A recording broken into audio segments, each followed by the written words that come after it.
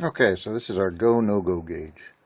Right here is a step. It's 10 thousandths.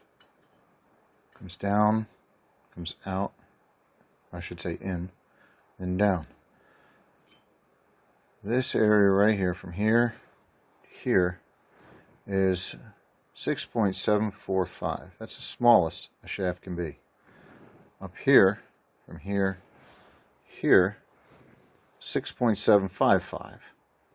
So we want a 6.750 plus or minus 5 thousandths.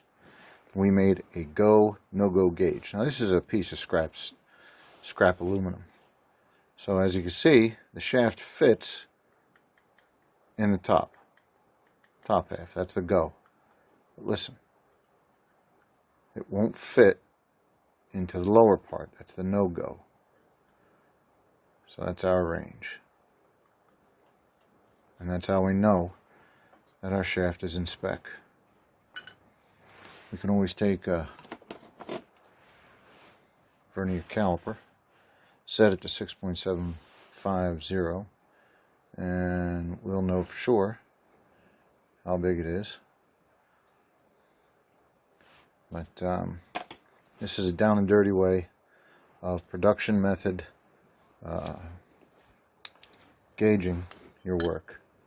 And as long as it goes in the top and not the bottom, you're fine.